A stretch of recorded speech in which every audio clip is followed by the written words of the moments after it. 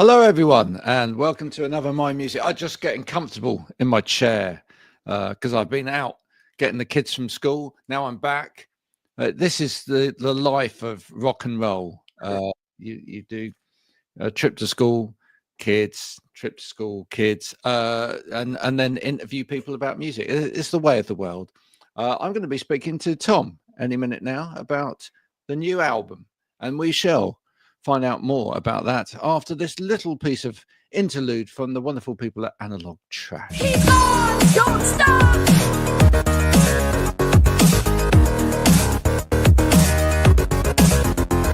Keep on, don't stop.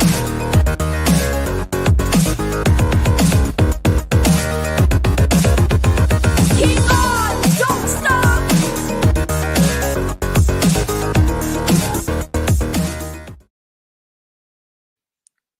Tom, welcome back. How are you? I'm doing all right. How are you? Thanks for having me. I'm not too bad, thank you, sir. You were first here. I'm just trying to think now. 2023. Yeah, I think that's right. Yeah, which is when Dreaming of Sleep came out, the last Tulipomania album, and now you've got another album released called Absolution. Is it? No. Yeah, I wish, but no. Yeah. What's happened in your world since the last album and this one? Well, when Dreaming of Sleep came out, and just after we talked with you, the author Jeff VanderMeer bought a copy of Dreaming of Sleep and really loved it, and then spent time writing his latest addition to his successful novel series, trilogy of novels that refer to as the Area X series. He wrote a fourth part follow-up called Absolution, and he wrote a hunk of it while influenced by our music. So he was really interested in the Dreaming of Sleep album, and contacted us. We talked for a while, and he wanted us to write some new music inspired by his novel.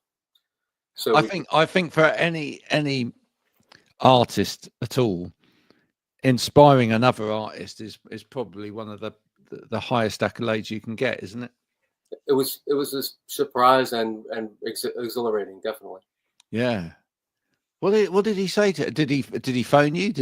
No, it was all via like text chat. I don't think we've ever actually spoken. Oh, really? Yeah. In fact, I'm almost 100% positive that it's all been like text messages. Oh, we should have got him on here today to say hello. Yeah, that would have been great.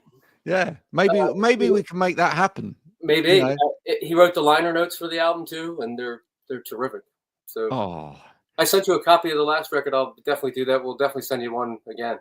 Thank you so much. And just like the last album, the album art for this one is tremendous as well. We've got, for people that haven't seen it, there's a I don't know whether people can see this. There's a crocodile. Is it a crocodile, alligator? I can never tell. It's an alligator because it's Florida. Alligator because it's Florida. That makes an awful lot of sense.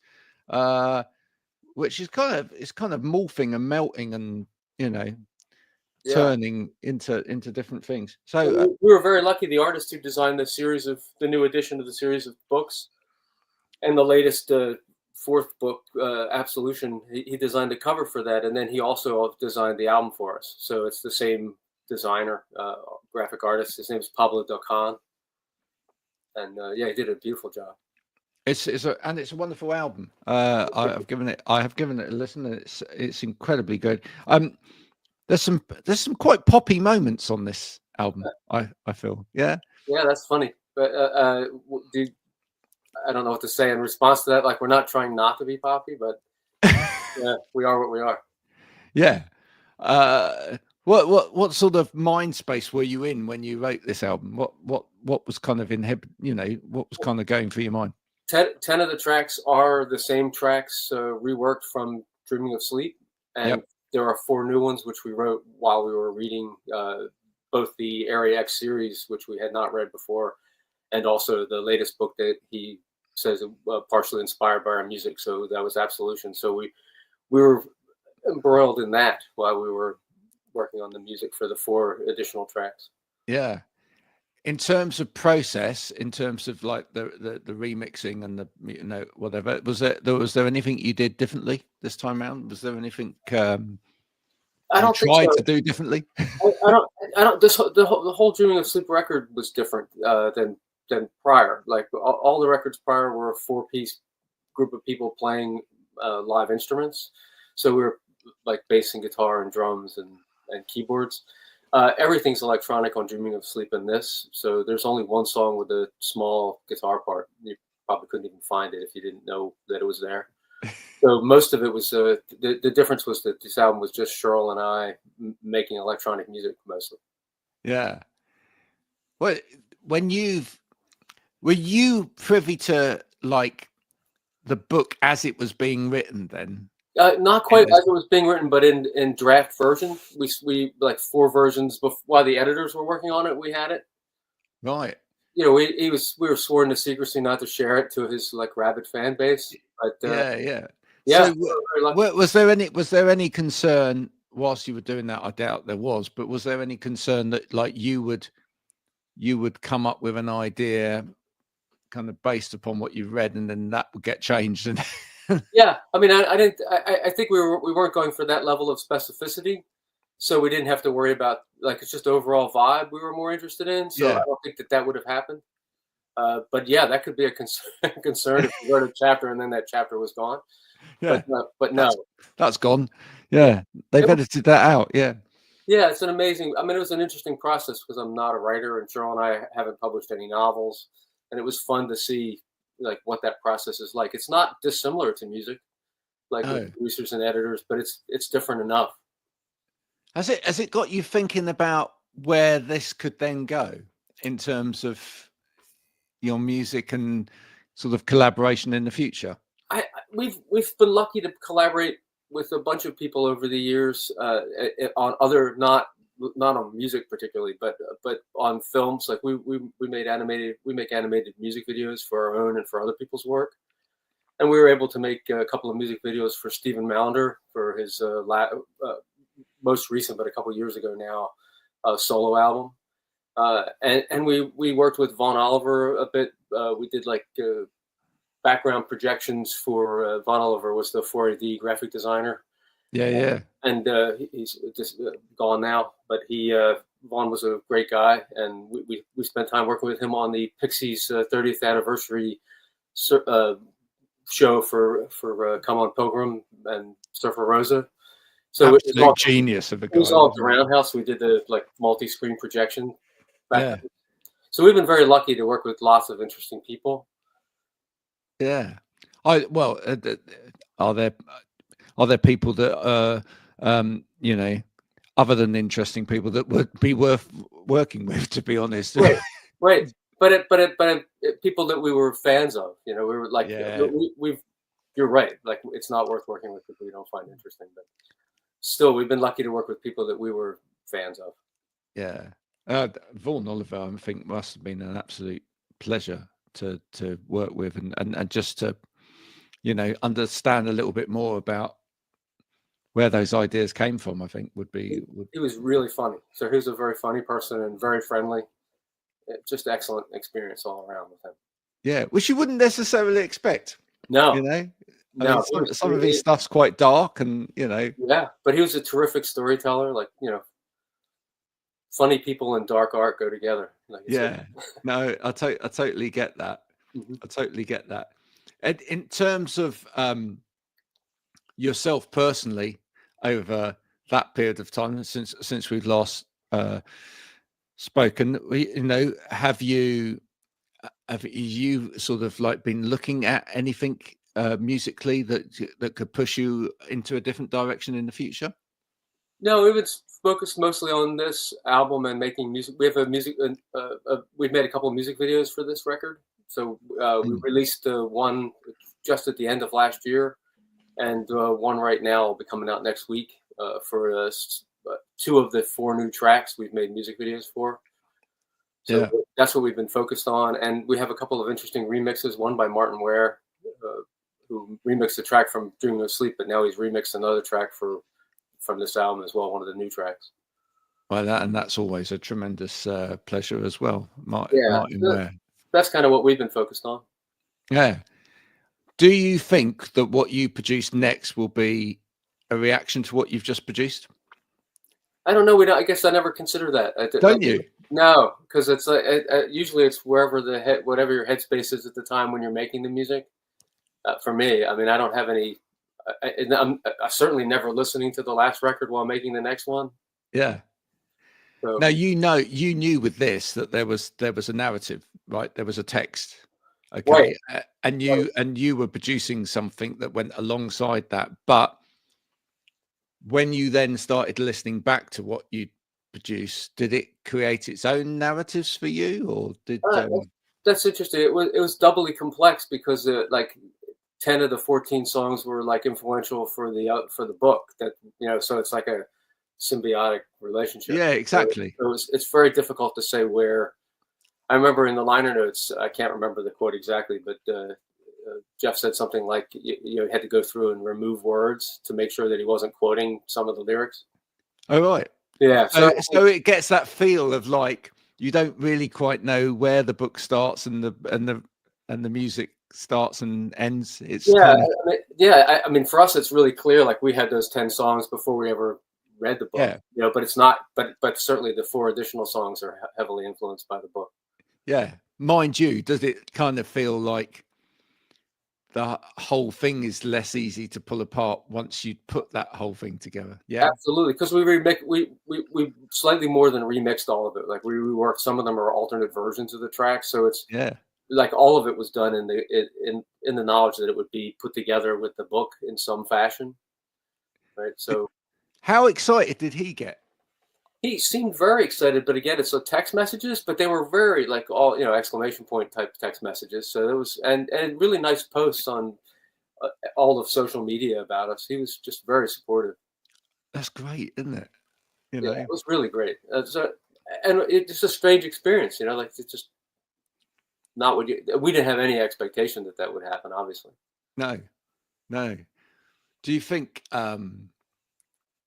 Do you think this could evolve into what if the book goes like really viral and someone wants to make a film of the book? Because that could happen, right? There's a Hollywood version, a big version directed by Alex Garland of the first book in the series already. Yeah, years ago. It's called Annihilation, and that was the first book in the trilogy. And for a decade, they were like a very big trilogy in the sort of quote unquote weird fiction, science fiction. And I'm not sure what genre name he would actually prefer, but it's often referred to as weird, right? So it's and so who knows, right? Like you just never know what's going to happen. Wow, imagine you could end up on a red carpet somewhere. Well, yeah, that's possible, but I wouldn't hold my breath. But it's a possibility. Yeah, how would you feel in that environment? Quite comfortable. Cheryl and I've been to lots of film festivals because we make short films, so we're very familiar. But we're not making like feature films. We're making short films. Yeah. So, but we're very familiar with what it's like. It's a little bit different. I love going to film premieres. I've only ever been to 2 in my entire life. One was because we actually sponsored a film. Oh wow. Yeah. Or we were one of many sponsors of a film. That a friend of mine was making called One More Kiss. One Last Kiss, sorry. Which was a really quite sad film about somebody dying of cancer. But for I don't know whether this happens at all premieres, but someone went to the front and then stood there and kind of explained the story, and then you show the film, and then someone gets back up again, and then people applaud at different points in the audience. I'm saying this because for people that have never been to a film premiere, they may never have had that experience. So premieres are that thing, right? That like you described, and then there's like festival premieres where like a film will have premieres in different cities or different regions. Sure. And the same thing that you just discussed will happen like in different cities. So like it'll be the East Coast American premiere, and then a Hollywood premiere, and then a London premiere. Like they do like a circuit of that, right? For these feature films. Yeah. And then for film festivals, for small films, like people will submit hundreds, maybe even thousands of films to these film festivals, and then maybe 100 will get chosen as official selections by a festival, and those films will get laurels sent to them that they can put on their film, saying that it's an official selection of whatever film festival you're talking about. And then there will be premieres at those festivals. Like, this is the Eastern European premiere of this film, and that same thing will happen. And often there'll be panel discussions on the stage, like after the film screens. They'll have a panel discussion with like a person like yourself asking questions of the filmmakers. And they usually have a very professional interviewer like yourself doing that because they need somebody to move it along and make it work. You know, keep the pace going. It's not simple to just get people who are necessarily not presenters. Like, a lot of them are shy. Yeah, no, it makes an awful lot of sense. Now, I was thinking, you mentioned 4AD, obviously, and that got me thinking as well of, you've got a book here and you've got an album. There is a symbiotic relationship between the two of them, and it got me thinking to Christian Hirsch, who I interviewed, and at one stage released a couple of albums as books. I remember. I think I have one upstairs. I'm pretty sure. Yeah. Yeah.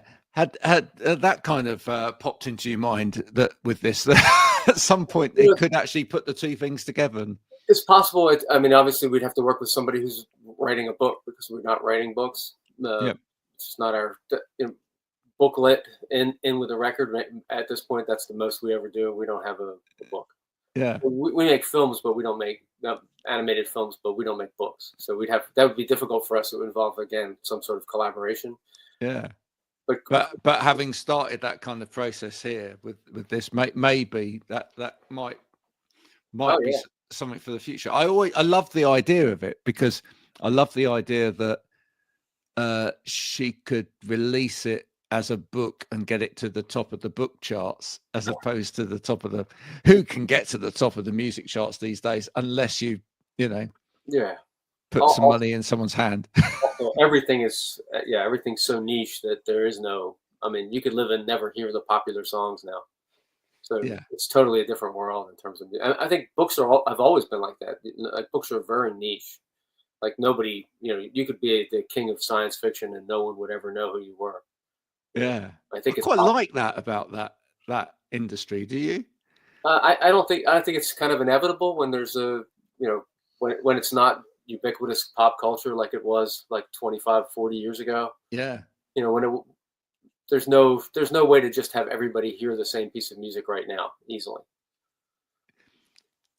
How are you feeling? I mean, it was a couple of years ago that we spoke. So how are you feeling about the general sort of state of music at the moment? I was worried that you're going to ask just about the general state. So yeah, like the general state would be a different answer. Like, it's generally everything's really terrible. So I'm just trying to, we're just trying to stay, we're talking about the music and feeling happy about what we did, but culturally it's a mess right now here. Yeah. So I imagine that it's obvious everywhere in the world how bad it is here, but it's really crazy. Yeah. Well, it goes a little bit along with the kind of state of the world, full stop, really, isn't it? I mean, can you believe the things that have happened since the last time we've spoken? Absolutely. I mean, it seems inevitable, but it's still shocking. All of us knew this was going to happen. If this team had been back in charge, we knew that it would be bad, but it's so much worse and so much faster. Yeah. So, no, it's hard to stay motivated to do anything in this situation. Actually, I've spoken to a number of musicians from the States who are thinking about moving out of the States and either moving across the border into Canada or upping sticks and moving to Britain or whatever. So I mean, I think there's a common sort of consensus there, really. But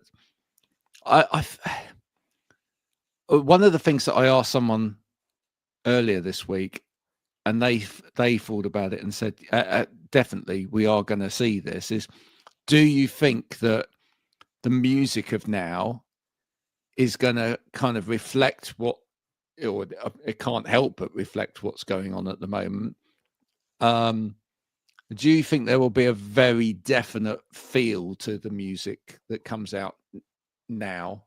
If we look back at it in sort of like 10 years' time, hopefully we'll all still be here. But do you think? Yeah, everything's so niche that I think it's the same issue that yes, there will be music that does reflect it, that's honest. Yeah. But most music that you hear routinely is not very honest with like 13 writers. So I don't think that, 73, wasn't it, on yeah, someone's? Yeah. it's just absurd. Like, you ever write a song or write a book with 3 other people? Good luck. It's really, once you get past 4, it's a endless battle. Yeah. Can't possibly be true. It was just unbelievable when that statement came out. It was just like, well, how on earth? Yeah. So that if you think about that, then no, that popular music is not going to reflect what's going on right now. Right. But there will be music that does. And I'm sure there is currently. Yeah. Absolutely. Yeah. And I think that music will become more important. I hope. You would hope. I'm an eternal optimist. I hope that things will sort of pan out for the better. I have to, because I've got 5 children.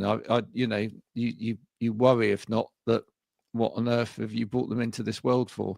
I understand that. Yeah. You just hope that it's true, that it is going to improve. I was really heartened by the giant Bernie Sanders rallies, and the fact that there's nobody they can elect to do anything, but 24,000 of them still turn out. Yeah. That's amazing, right? And they're just they're there to hear actual optimism, like that something could happen, that you could change things. Absolutely. No, absolutely. The next project, is that started, or are you still very much sort of just sitting in this at the moment? At the moment, we're finished. Next week, we're going to release the second video for the new tracks, and we have a remix after that, and then we'll probably play some shows in the summer. So it would probably be fall when we start working on something else. Cool. Where are you going to play? Do you know? We have no idea. No. Where would you like to play? We've played in England before. We'd love to do that, but anywhere. We'll probably originally it'll probably be in the Northeast area here, because we're from Philadelphia. So it'll probably be in the New York, Philadelphia, Boston areas. We'd love to have you in England. Oh, that'd be great. We'd absolutely love to have you in England. Is there a part of England you haven't visited yet that you would like to? We've been everywhere. I mean, we everywhere from London to Bath to we've been to the north. You haven't been where I live. You haven't been to Chard in Somerset. I've never been there. You see, you've never been here, because everybody. Do you know why, my friend? It's because everybody goes through Chard. Okay. On their way somewhere else. We've been to Doncaster and York and Liverpool. The music video we made for Stephen Mallender won Best Experimental Film in December at the Liverpool Film Festival. Yeah. So we've been around, but we just haven't been to where you are. Well, you see, you need to come to the Southwest. I just feel like it'll take you back in. Our part of the country is very much feels like it's back in time, and that's a really nice thing about it. That's great.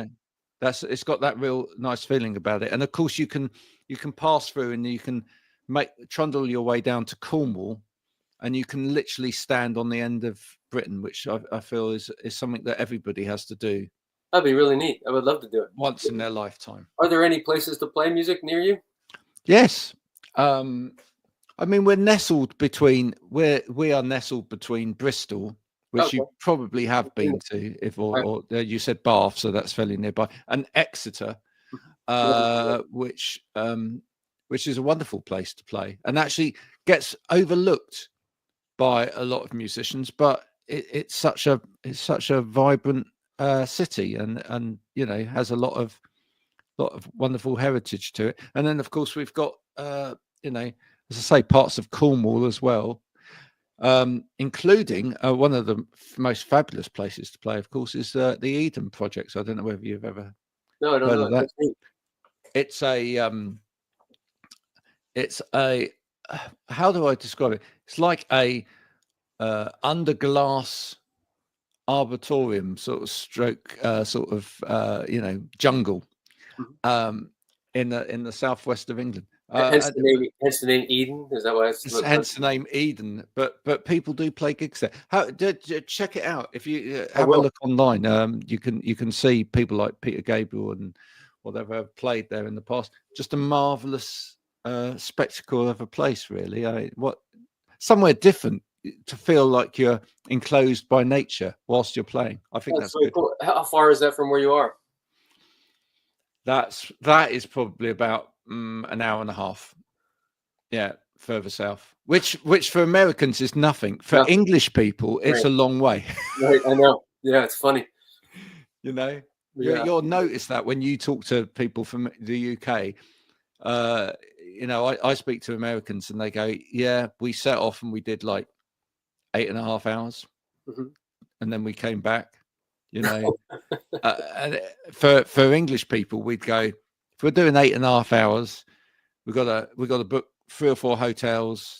we got to work out a complete itinerary of where we're stopping to eat and all of that. So it would be, Yeah, the state of Pennsylvania I live in, like, is just one state, and it's like 8 hours to drive across it.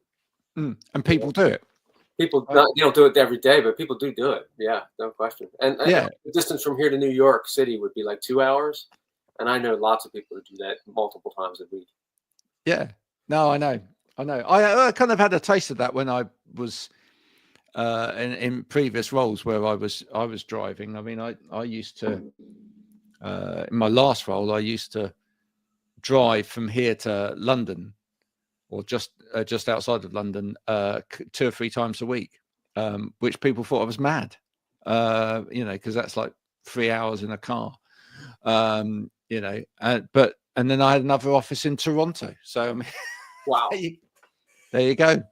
Yeah. Are The you near? world's Are you near an airport?